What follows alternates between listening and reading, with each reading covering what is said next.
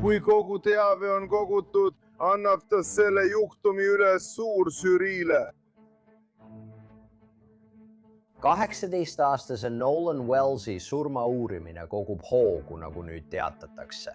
See juhtum võib jõuda suuržüriini. Just samal ajal, kui äsja avaldatud GPS-andmed ja dispatcheri salvestised tekitavad uusi küsimusi selle kohta, mis juhtus Nolani viimastel tundidel, me hakkame seda kõike üksikasjalikult lahti seletama ja arutama, mida see praegu tähendada võiks. Tere tulemast saatesse Sidebar, mida esitleb Law and Crime. Mina olen Jesse Weber. Okei, me peame rääkima ühest suurest uuest etapist, millesse me nüüd Nolani Wellsi surma uurimisel siseneme. Kui te mäletate, siis 18-aastane ülikooli jalgpallur kadus, kui ta oli koos sõpradega paadiga väljas 4. juuli nädalavahetusel. Nad olid teel Horn Islandile. See asub Mississippi osariigi Mehhiko lahe rannikul. Tema surnukeha leiti lähedalt 2 päeva pärast kadumist. Nüüd on perekond kohtunud ringkonnaprokuröriga ja teatatakse, et see uurimine võib minna suuržürii ette.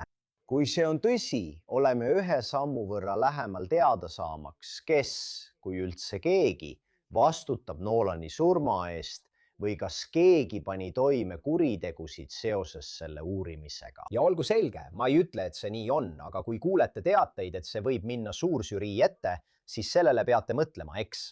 Sest kui mõelda suuržürii ja võimalike kuritegude peale, võib see tähendada väga erinevaid asju. Aga ärgem unustagem, siin on endiselt palju mõistatusi, mis vajavad lahendamist. Olulised ajajoone osad näivad olevat endiselt vaidluse all. Mõnda kõige olulisemat tõendit ei ole veel täielikult analüüsitud. Ja samuti ning võib-olla kõige tähtsamana, me ei tea siiani Nolani ametliku surma põhjust. Me ei tea, millal pere sõltumatu lahkamise tulemused avaldatakse. Eelmisel nädalal lootsime teile selle uuenduse anda 10. juulil, kui pere advokaat Ben Crump ütles, et ta algselt ootas esialgseid tulemusi, kuid praegu oleme selles osas endiselt teadmatuses. Crump on öelnud, et lennu tühistamised põhjustavad transpordiprobleeme Nolani keha DC-sse toimetamisel, selleks uuringuks. Ja samal ajal ei ole ka ametliku osariigi uurimise raames avaldatud lahangu tulemusi. Viimase kontrolli järgi on toksikoloogiliste analüüside tulemused endiselt ootel. Selguse huvides muide, eelmisel nädalal märkis Jacksoni maakonna šerif John Ledbetter, et pole põhjust kahtlustada kuritegu. Meil ei ole põhjust arvata, et see järeldus või arvamus oleks muutunud. Kuid nagu me teame, uurimised arenevad ja muutuvad. Ja jah, me saame teada mõningaid asju. Aga siin on veel üks suur uuendus, millest peame rääkima. Oleme saanud teada Ben Crumpilt, taaskord perekonna advokaadilt, et Nolani telefon läbib niinimetatud ühise läbivaatuse, mis tähendab, et nii riiklikud uurijad kui ka perekonna enda eksperdid analüüsivad telefoni. See võib siin potentsiaalselt olukorda muuta. See tekitab küsimusi selle kohta, kuidas see toimiks. See tekitab küsimusi selle kohta, kuidas tõendeid töödeldakse. Kas see rikub tõendeid mingil moel? Kuidas see kahepoolne uurimine toimub? Ja ma mõtlen, et perekond usub väidetavalt, et sellest telefonist võidi andmeid kustutada. See tekitab samuti huvitava küsimuse. Miks Nolanil polnud oma telefoni? Oleme sellest varem rääkinud. Kui lähed vette, võib-olla sul pole telefoni kaasas. Võib-olla jätad selle pardale. Aga teisest küljest, kui ta plaanis minna välja ja selle tüdrukuga aega veeta, nagu on räägitud, siis miks ta poleks oma telefoni kaasa võtnud? Seal on mõned huvitavad küsimused. Ja me peaksime ka mainima, et telefon on praegu Crumpi sõltumatute uurijate käes. Nii vähemalt raportid väidavad. Muide, perekond leidis Nolani telefoni Life 360 rakenduse abil ja ilmselt on see sellest ajast nende käes olnud. Ja siis on meil veel see. See on ka suur asi. See on suur uuendus. Ilmuvad uued üksikasjad Nolani surmaga seotud ajajoone kohta. Mida ma sellega mõtlen? NBC News on saanud helisalvestise, kus tundub, et Nolani sõbrad kutsuvad abi, kui paat, kus ta oli, sattus hätta. Kuulake seda. Me upume, kas te saaksite tulla? Kas kõik on pardal ja terved? Muidu... Jah, kõik räägivad palju. Nii et selle väikese info ja väljaannete nagu NBC News ja New York Post raportite põhjal tundub, et paadil oli tõenäoliselt 7 inimest pardal. Paadil tekkisid probleemid umbes kella 4 paiku. Paadioperaator olevat öelnud, kuule, me oleme Horni lääneotsas ja meie pinsipump lakkas töötamast. Ma tahan selle paadi pinnale saada ja tagasi pukseerida. See paat pukseeriti väidetavalt 3 miili ja vähem kui tunni aja pärast kiirust tõsteti. Me tegelikult räägime sellest natuke rohkem ja vaata, me teame ka Jacksoni maakonna šerifilt, taas John Ledbetterilt, et Nolan ei tulnud selle paadiga tagasi. Me ei tea kindlalt, kas Nolan oli selle kõne ajal paadis või oli ta selleks hetkeks juba paadist lahkunud. Aga vaata, nii palju kui me teame, tundub, et mingil hetkel selle kõne ja kella 4:31 vahel, kui paat lahkus, ei olnud Nolan enam nendega. Mis siis selle aja jooksul juhtus? Kuule kiirelt, vaata, suvi on käes. Suvi on aeg, mil kõik on lihtsam, päevad on lõdvemad ja sa tahad kanda mugavaid riideid. Sellepärast pean ma sulle rääkima Quince'ist. Suvel tahad sa hingavaid ja lihtsalt selga pandavaid riideid. Ja Quince'i 100% Euroopa linast püksid ja särgid ongi just sellised. Ja nende hinnad algavad vaid 34-st. Nende T-särgid on pehmed ja mugavad kanda. Nende kerged puuvillased kampsunid on ideaalsed, tead küll, jahedamateks suveõhtuteks. Ja vaata, kuna Quince teeb koostööd otse eetiliste tehastega ja jätab vahendajad vahele, maksad sa kvaliteedi eest 50–80% vähem kui teiste sarnaste brändide puhul. Vaata, kui otsid suveks neid puuvillaseid T-särke, siis see on Quince. Need sobivad kõigega. Ja mul on tunne, et sa kannad neid asju rohkem kui ainult korra. Rohkem kui midagi muud oma kapis. Tee oma suvegarderoob lihtsamaks. Mine aadressile quince.com/kaldkriips. quince.com/lawcrime, et saada tasuta saatmine oma tellimusele ja 365-päevane tagastusõigus. Muide, nüüd saadaval ka Kanadas. See on quince.com/lawcrime. Tasuta saatmise ja 365-päevase tagastusõiguse jaoks. quince.com/lawcrime. Ja muide, oli ka see. Samuti on äsja avaldatud infot GPS-andmete kohta, mis näitavad paadi liikumist sel päeval. Need väikesed puuduvad, ajajoone tükid hakkavad nüüd kokku sobituma. Me räägime sellest, mida GPS-andmed näitavat. Kõik see püüab vastata pereküsimustele, eks? See ongi kõige olulisem. Kas sa suudad vastata pereküsimustele? Nüüd hakkamegi kõike seda arutama. Tegelikult tahan ma alustada sellest, mida me sellel pressikonverentsil suuržürii kohta teada saime. Nii et Ben Crump teatas, et perekond kohtus Jacksoni maakonna ringkonnaprokuröri Angel Myers McCarthy'ga. Ja ilmselt selle kohtumise kõige olulisem järeldus tuli otse Crumpilt. Ta jagas perekonnaga, et tuleb suur žürii, kellele ta annab selle juhtumi üle, kui kogu info on kogutud ja uurimine lõpetatud. Me leppisime ka kokku, et meil toimub mobiiltelefoni ühine ülevaatus meie ekspertide ja nende ekspertidega.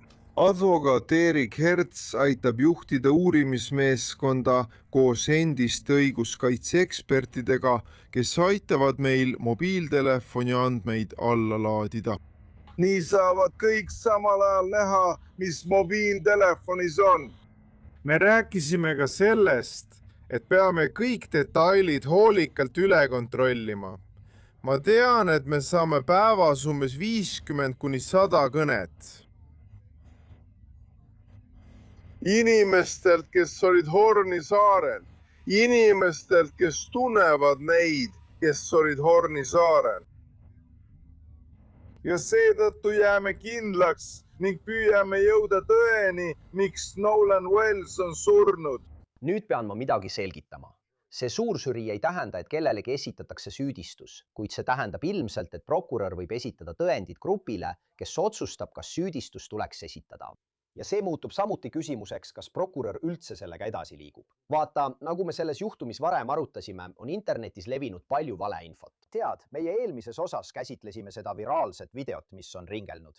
Seda, mida algselt arvati näitavat Nolani mingisuguses vaidluses oma telefoni pärast. Aga üks Nolani sõber tuli hiljem meediasse ja ütles, et videos ei olnud Nolan, see oli tema ise. Tema pidas seda vaidlust. Ja Ben Crump tunnistas, et nad saavad vastuolulisi ütlusi. Seda ütles meile üks tunnistaja ja seda me ka kajastasime. Siis tuli välja veel üks tunnistaja ja ütles, et ei, see oli tema hääl. Meil on ka teisi tunnistajaid, kes ütlesid, et oli veel teisi kokkupõrkeid. Nagu härra Hertsi ütles, me püüame kõike seda läbi töötada ja nii edasi ja tulevikus oleme veelgi ettevaatlikumad, öeldes, et see on see, mida tunnistaja meile rääkis. Ja teie meeskonnal oli video, mida läbi vaadata ja siis kinnitada, kas videos oli või ei olnud Nolan? Ei, meil on helispetsialistid, kes sellega tegelevad, aga me teame, et mõned inimesed ütlesid, et see oli tema ja mõned inimesed ütlesid, et see ei olnud tema. Jah, vastuolulised tunnistajate ütlused. Politsei otsib endiselt toimetamata pilte või videoid, mis võiksid anda aimu, mis tol päeval juhtus. Ja perekond ootab endiselt vastuseid samal ajal, kui nad planeerivad oma poja matuseid. Nolani ema Christine Wansley rääkis sellest, mida perekond on pidanud läbi elama. Suur aitäh teile! lihtsalt see armastuse ja toetuse tulv. Meil on olnud mõned kohalikud ametnikud. Linnapea Casey Vaughan Goshenist on meiega ühendust võtnud. Issand, ma ei oskagi teile öelda. Ta on seda teinud peaaegu iga päev. Ta on saadud sõnumeid, et uurida, kuidas meil läheb. Samuti Jeffrey Holland, aitäh sulle väga. Ta on peaaegu iga päev sõnumeid saatnud. Saan palju lugusid Nolani õpetajatelt, mis lihtsalt soojendab mu südant. Samuti tema klassikaaslastelt ja meeskonnakaaslastelt. Et aidata kõigest sellest paremini aru saada, millest me oleme rääkinud, tahan kaasata Tyler Bailey, kriminaalkaitse advokaat, kodanikuõiguste advokaat. Väga hea sind näha. Aitäh, et leidsid aega. Ma arvan, et see on esimene kord, kui sina ja mina sellest juhtumist räägime. Ja ma tahan alustada ilmselt kõige olulisemast õiguslikust uuendusest. Suur vandekohus. See mõte, et Ben Crumpi sõnul võib see asi minna suure vandekohtu ette, kui šerifi büroo uurimine on lõppenud. Mis sa arvad, kuidas see võiks välja näha? Ma mõtlen, mida suur vandekohus siin üldse võiks vaadata? Millist tõendusmaterjali? Milliseid võimalikke süüdistusi? Ideaalis peaksid nad siin vaatama kogu asjakohast tõendusmaterjali, mis võiks aidata neil jõuda järeldusele, kas on piisavalt alus kriminaalsüüdistuste esitamiseks või mitte. Ja mitte olla suur vandekohus, kellele antakse ette ainult valitud infot. Ja ma arvan, et see on suur uuendus, sest alguses me teame, et šerif teatas, kui ma õigesti mäletan, umbes nädal tagasi, et nad ei kahtlusta kuritegu. Ma tõesti arvan, et see sõltumatu uurimine ja teatud surve on võimaldanud prokuröril jõuda teistsugusele järeldusele, kus tundub olevat ühine kokkulepe, et asi läheb suure vandekohtu ette. See võib olla sõnumivahetus, see võib olla sõnumite puudumine, see võib olla mobiiltelefoni andmed, see võivad olla erinevate tunnistajate ütlused, kes võiksid tunnistada. Teisisõnu, sa ütled, et igaüks, kes seda vaatab ja näeb sellist pealkirja nagu "Oh jumal, räägitakse tapmissüüdistustest", aga see ei pruugi nii olla. See võib olla midagi, mis puudutab uurimist, näiteks tõenditega manipuleerimine või politsei eksitamine. Ma ei ütle, et need asjad juhtusid, aga seda sa vihjad. Õige. Kõik, mis on kriminaalsüüdistus ja puudutab selle noormehe kadumist ja surma, võib olla kriminaalsüüdistus. See võib olla õiguse mõistmise takistamine. Olgu. Võib olla ka isikuid, kes aitasid pärast tegu süüdlast varjata. Me ei tea, kas see saab olema tapmine või mõrv, aga sellest võivad tulla mingid kriminaalsüüdistused. Ja ma arvan, et see ongi kõik, mida perekond on palunud. Õiglast uurimist, et nad saaksid teada tõe. Kui rääkida tapmissüüdistuse võimalusest, siis vaadake. Mul on raske selle kohta midagi öelda, sest meil ei ole palju infot. Me ei tea surma põhjust. Aga meil on ka see reaalsus, et kui keegi leitakse veest sellisel viisil, võib olla raske teada saada, kas oli nürist jõust tingitud traumat, võib olla raske teada saada, kas keegi visati vette või uputati, eks. Ma mõtlen, et need võivad olla kohtuarstidele lõplikult hindamiseks keerulised.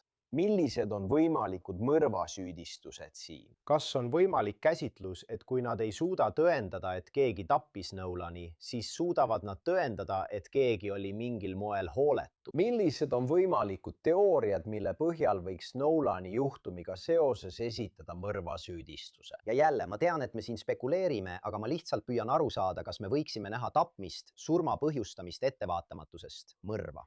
Jah, ma ei tea.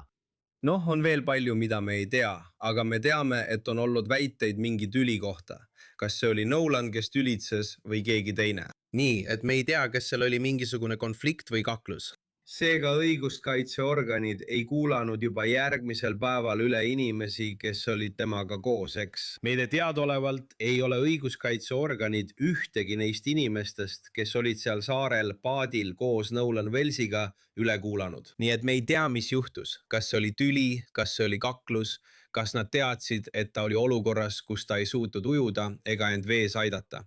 See kõik ongi see, mida me ei tea. Ja loodetavasti selle sõltumatu uurimise ning loodetavasti šerifi osakonna ja prokuratuuri kaudu saadakse rohkem teavet, mis võiks aidata neil jõuda kindla järelduseni. Ja olgu selge, kui me ütleme, et me ei tea, eks. On olnud kajastusi ja inimesed, kes olid sellega seotud, on esitanud ühe versiooni sellest, kuidas nad rääkisid õiguskaitseorganitega, aga meil ei ole ametlikku raportit ega pressiteadet, kus öeldakse, et need inimesed X, Y ja Z küsitleti. See on see, mida nad ütlesid. Tead, nad ei ole kahtlusalused. Me loeme siin natuke ridade vahelt. Ma tahaksin lihtsalt korraks sammukese tagasi astuda. Kas on oluline, et prokurör kohtus perega või pereadvokaadiga? Kas see on tavaline? Kas see tähendab sinu jaoks midagi? Ma mõtlen, me natuke hüppame siin ja ütleme, et on võimalik, et tõendeid võidakse esitada suuržüriile, aga sama hästi ei pruugita neid üldse suuržüriile esitada. Mind huvitab, kui oluline see on, et prokurör väidetavalt kohtus perega. See prokurör ütles, et ta kohtub sageli peredega, kes on kaotanud lähedase. Seda ta tõesti mainis. Aga selles olukorras, kus šerif alguses ütles, et kuritegu pole toimunud ja siis pere nõuab sõltumatut uurimist ja siis toimub kohtumine prokuröri, pere ja pereadvokaadi vahel. See on väga oluline. Ma arvan, et see näitab, et avalik surve ja üleriigiline tähelepanu sellele Mississippi piirkonnale on pannud prokuröri mõningaid asju teisiti tegema. Ta tegeleb sellega, kohtudes ohvri perega ja minnes isegi nii kaugele, et teeb koos ohvri pere ja nende advokaadiga mõningaid ühiseid asju. See ei ole sellistes olukordades tavaline. Mida see sinu jaoks ütleks, kui nad ei kutsu kokku vandekohtut, kui nad ei esita tõendeid vandekohtule või kui nad esitavad tõendeid vandekohtule ja vandekohus otsustab mitte süüdistust esitada? See on kaheosaline küsimus. Mida see sinu jaoks tähendaks? Ja B, kas me üldse saaksime sellest midagi teada? Vandekohtu menetlused on salajased. Näiteks ei kajasta meedia vandekohtu tööd. Kaitseadvokaadid ei tohi seal kohal olla. Ohvri perekonna advokaat Ben Crump ei saa seal kohal olla. Seal on prokurör, kes esitab juhtumi kokku kutsutud vandekohtule. Kui nad otsustavad süüdistust mitte esitada, tekivad lõpuks küsimused.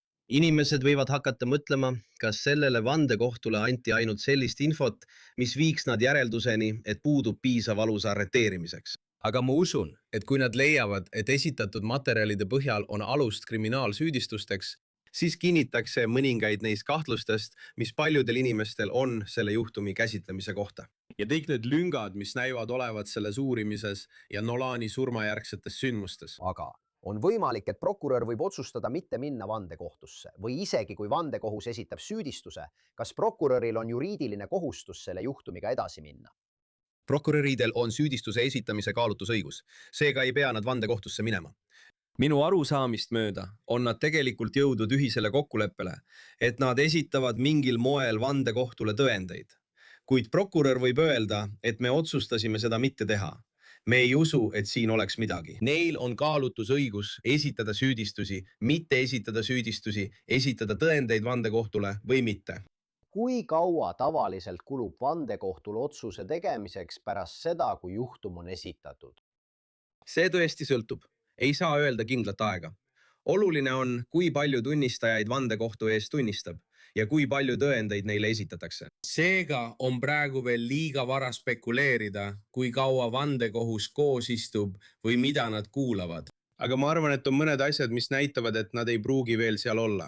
Juhtumi raportit ei ole minu teada veel perele antud. Tavaliselt on need saadaval 72 tunni jooksul pärast surma või esialgset juhtumit. Pere ei ole juhtumi raportit saanud. Ma usun, et tuleb veel koguda mobiiltelefoni andmeid vähemalt Nolan Wellsi telefonist. Seega võib veel aega minna, enne kui vandekohus tegelikult kokku kutsutakse. Ma tahan minna järgmise osa juurde. Ma mainisin seda varem. NBC News sai selle helisalvestise, kus tundub, et Nolani sõbrad kutsuvad Paadile abi, eks? Paadil olid ilmselt probleemid. Ma tahan, et sa seda kuulaksid. Me upume. Kas te saaksite tulla ja kas kõik pardal olijad on muidu terved? Ja, kõik räägivad nii. Tyler, see on oluline. See on selle pusle oluline osa. Mida see sulle ütleb, et oli selline kõne Paadi kohta, millel kõikide andmete järgi oli mingil hetkel ka Nolan? Paadil on probleemid. Helistaja ütleb, et kõik on pardal. Jällegi, me ei tea kindlalt, kas Nolan oli selle kõne ajal pardal, aga ma arvan, et see on oluline, et see juhtus. Mida see sulle ütleb? See on väga oluline. Esiteks, väide on, et kõik on pardal. Ja me ei tea, kas Nolan oli sel hetkel pardal või mitte, mis on väga tähtis, arvestades, et ta ei jõudnud hiljem sel päeval Paadi kai äärde jõudes turvaliselt koju. Ja väidetavalt lahkus ta või soovis jääda maha koos ühe naisega, kellega ta sel päeval sellel Järvesaarel kohtus. Nii et see on väga oluline. Need väited võivad olla kas, esiteks, kui see ei ole tõsi, siis on see loomulikult vale, et kõik olid pardal. Või kui ta oli sel hetkel pardal, kui see kõne tehti, siis mis juhtus pärast seda? Ja kui sa räägid nüüd sellest, et dispetšer sekkus ja oli pukseerimissituatsioon, siis ma mõtlen, et on rohkem tunnistajaid. Rohkem tunnistajaid, kes nägid, mis Paadiga toimus või kes olid seotud. Ja muide, las ma jõuan selle osani. Niisiis, CBS News sai GPS andmed Mississippi merevarade osakonnalt ja need jälgivad paadi liikumist. Ma tahan selle ajajoone läbi käia. See on teave, mille nad ütlevad, et said teabenõude kaudu. Nii et see näib viitavat, et see paat, see alus, lahkus kailt umbes kell 9:56 hommikul ja jõudis Horni saarele kell 11:14. GPS andmete kohaselt lahkus paat seejärel väidetavalt Horni saarelt kell 16:31 pärastlõunal. Naasis oma algsesse väljumiskohta, sõitis seejärel Fort Bayousse umbes kell 17:52 ja naasis kail kell 18:06. Hiljem samal õhtul sisenes paat Fort Bayou paadislipile kell 19:19. Liikus seejärel mööda maad, mis viitab sellele, et see võidi sõidukiga omaniku elukohta pukseerida. Ja et seda natuke perspektiivi panna, usun, et Ben Crump on väitnud, et Nolanit nähti viimati saarel kell 15:00. Tyler, mida sina sellest GPS andmestikust järeldad? Kui teda nähti viimati saarel kell 15:00 ja ilmselt mitte ainult ei lahkunud nad sealt, vaid läksid ka teise piirkonda, siis sadamasse ja lasti end pukseerida. Selle aja jooksul võis palju juhtuda. Eriti kui arvestada seda koos tekstisõnumite ja Snapchati ajalooga, mis väidetavalt tema telefonist kustutati või puudusid. Nii et inimestel oli palju aega oma lugu paika panna, rääkida võib-olla advokaadi või teistega sellest, mis lugu nad peavad rääkima, kui nad kohale jõuavad. Praegu ma spekuleerin paljuski, sest me ei tea. Neid isikuid pole üle kuulatud. Ühtegi ametlikku avaldust pole tehtud, kuid on selge, et paadi lahkumise, Nolani viimase nägemise ja selle paadi algsele omanikule tagastamise vahel on olnud märkimisväärne ajavahe. Ja vaata, see kinnitab või näib kinnitavat, eks ole, et see paat lahkus kell 4:31. Meil on endiselt vastuolulised andmed selle kohta, kas Nolan Chait otsustas ise maha jääda või jäeti ta maha. Ja need põhjalikud GPS andmed hakkavad ilmselt mängima olulist rolli. Ma ütlen seda, et see raport, see MSTMR-i raport viitab ka sellele, et paadi omanik, tema ema ja veel üks isik, kes väidetavalt oli Nolan Chaitiga selle juhtumi päeval, on uurimisega koostööd teinud. Mida see sinu jaoks tähendab, et nad on koostööd teinud? See tähendab, et nad on ilmselt olnud õiguskaitseorganitele kättesaadavad, et vähemalt on õiguskaitseorganitel nende kontaktandmed olemas. Nad vastavad õiguskaitseorganite pöördumistele. Küsimus koostöö kohta on, kui suures ulatuses? Nüüd, kas nad annavad tunnistusi suuržürii ees või peavad nad suuržürii ees keelduma ütluste andmisest 5. paranduse alusel? Ainult see, et nad teevad koostööd, ei tähenda, et nad oleksid täiesti avameelsed. Me ei tea, kui suur on nende roll, millist teavet neil on. Nad võivad teha koostööd oma advokaadi kaudu. Selles ei ole midagi halba, kui tehakse koostööd advokaadi kaudu. Aga ma arvan, et see vähemalt näitab, et nad ei takista politsei tööd ja on kättesaadavad. Lähen nüüd selle nädala pressikonverentsi teise olulise arenguni. Perekonnal lubatakse nüüd koos uurijatega Nolani telefoni uurida. Toimub ühine ülevaatus, kus mõlemad pooled näevad sisu samal ajal. Tyler, kas see on ebatavaline? Alustame kõigepealt sellest. See on väga ebatavaline. On väga ebatavaline, et ohvri perekonnal koos oma advokaadiga lubatakse osaleda õiguskaitseorganitega mobiiltelefoni andmete ülevaatusel. See on tõesti selle juhtumi üks võtmetähtsusega tõendeid. Ma ei usu, et see oleks juhtunud ilma kogu selle arutelu ja juttudeta, mis üle riigi käivad selle kohta, kuidas see uurimine on kulgenud. Ja see näitab, et siin on perekonna ja õiguskaitseorganite vahel teatav usaldamatus. Ja minu arusaamise järgi ei ole prokuröri, õiguskaitseorganite ja perekonna vahel olnud just kõige parem suhtlus. Nii et ühise ülevaatuse lubamine on minu arvates valitsuse või riigi katse taasvõita osa ohvri perekonna usaldusest. Ja ma arvasin, et see on samuti ebatavaline, kui see, mida on raporteeritud, vastab tõele ja kui see on täpne, et perekond on selle telefoni enda käes hoidnud ega ole seda veel õiguskaitseorganitele üle andnud. Ma mõtlen, võib-olla see ei vasta tõele, aga nii vähemalt tundub raportitest. Ma kujutan ette, et see on jälle natuke ebatavaline. Aga kuidas see siis töötab? Kuidas täpselt vastastikune kontroll toimib? Seega peaks riigi juures olema mõned kohtueksperdid, kes tegelevad andmete väljavõtmisega. Ja tõenäoliselt on kohal ka sõltumatu ekspert, kelle toob kohale härra Krampi kontor koos prokuratuuriga samal ajal. Nii saavad kõik samal ajal näha, kas kõik andmed võetakse välja ja veenduda, et midagi ei jää maha. Sest suur probleem siin on see, et varakult teatati, et miski ei viita kuriteole ning perekond sai mobiiltelefoni tõendid kätte, kui ma õigesti mäletan, paar päeva pärast Nolani kadumist või samal ööl, ma ei mäleta täpset aega. Ja siis tekstisõnumite ja Snapchati andmete puudumine. Ja lubades ühist ekspertiisi või ühist andmete väljavõtmist samal ajal, aitab see perekonnal tunda end kindlamalt, teades, et kõiki andmeid vaadatakse läbi. Neid ei käsitleta osade kaupa. Sest tihti olen näinud juhtumeid, kus mobiiltelefoni andmed on välja võetud ja riik ütleb, et see muu teave on kustutatud. Me ei saa seda kätte. Aga see ei ole normaalne. Sest kohtuekspert saab näha, mis on kustutatud ja mida on andmetes muudetud. Kas see võib potentsiaalselt tekitada õigusliku tõendite küsimuse? Kui telefoni on käsitsenud mitu inimest, kas see rikub kuidagi tõendeid? Kui süüdistatava vastu esitatakse juhtum, kas kaitse võiks sellele keskenduda ja öelda, et vaadake, te peate selle tõendi välistama? Siin on tõendiahela probleem. Või ütlete, et vaadake, digitaalsed tõendid on teistsugused. See ei ole nagu riide ees, eks? Räägi mulle sellest. Kaitse võib sõltuvalt sellest, mis siin juhtub. Oletame, et esitatakse kriminaalsüüdistused ja need on mõrva või millegi väga tõsise või olulise kohta ja see asi jõuab kohtusse. Kaitse haaraks sellest kinni ja tõenäoliselt püüaks need andmed tõenditest välja jätta. Kui üldse, siis peab tõendite käitlemise ahel viitama sellele, et ohver oli kohal või et ohvri advokaat oli kohal koos oma ekspertidega. Ja vandekohtul peaks olema lubatud seda kuulda ning nad saavad seda tõendit hinnata nii, nagu nad vajalikuks peavad. Aga kui seda ei välistata, siis saab see kindlasti olema probleemiks kriminaalprotsessil, mis võib mõjutada seda, kas vandekohus peab seda kindlaks tõendiks või arvab, et perekonna kohalolek võis seda mõjutada. Aga ma usun perekonda ja sellesse, kuidas nad sellele oma iseseisva uurimisega lähenesid, mis minu arvates ongi viinud selleni, et suur vandekohus võidi kokku kutsuda. Mitte midagi sellest poleks juhtunud ilma nende pingutusteta. Ja ma arvan, et selles olukorras on ühine andmete väljavõtmine täiesti asjakohane. Ja vaata, tead, kui sõnumeid kustutati, siis ma arvan, et kui räägitakse digitaalsest tõendist, on seda üsna lihtne tõestada. Ma arvan, et ka see, et midagi on kustutatud, ei tähenda, et see oleks kadunud. See on ikka kuskil olemas. Seda saab taastada. Me oleme selliseid juhtumeid kogu aeg kajastanud. Ma arvan, et telefoni asukoht on selle juures veel üks oluline osa, eks. Pere on öelnud, et esiteks oli ebatavaline, et Nolan läks üksi ära, aga ka see, et ta jättis oma telefoni maha. Tead ju küll, milline teismeline jätab oma telefoni kuhugi. Aga siis on Nolani sõber, kes ütles ABC Newsile, et vaata, see on normaalne, et telefonid jäetakse paati. Sa kaitsed neid soolase vee eest.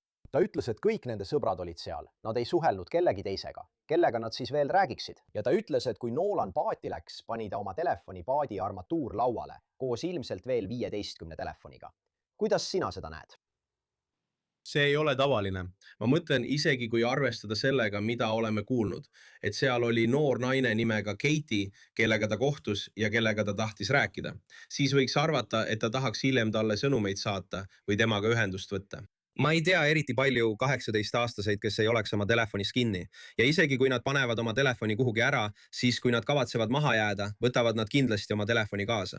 Ja seetõttu arvan, et see tundub igal juhul kahtlane. Ma kuulen sõprade seisukohta selle kohta, aga see tekitab paljudes inimestes pahameelt ja viib sama järelduseni. See ei kõla nagu need 18 ja 23-aastased, keda meie tunneme.